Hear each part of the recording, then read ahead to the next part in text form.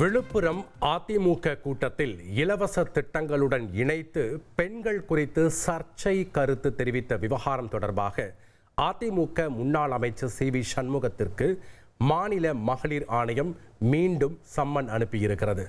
CV. Shanmugam வரும் 7ஆம் தேதி விசாரணைக்கு ஆஜராகும்படி அந்த சம்மனில் குறிப்பிடப்பட்டிருக்கிறது. ஏற்கனவே சம்மன் வழங்கப்பட்ட நிலையில் சி.வி. சண்முகம் தரப்பில் விலக்கு கேட்கப்பட்டது குறிப்பிடத்தக்கது.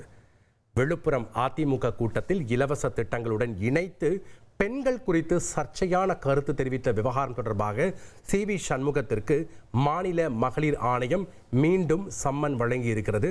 அதனை நாம் அண்மை செய்தியாக பார்த்து வருகிறோம். இனி செல்லும் இடமெல்லாம் செய்தி. தந்தி டிவியின் வாட்ஸ்அப் சேனலை ஃபாலோ பண்ணினா செல்ல இருக்கும் இடமெல்லாம் செய்தி. இதோ QR கோட் இப்பவே ஸ்கேன் பண்ணுங்க, ஃபாலோ பண்ணுங்க.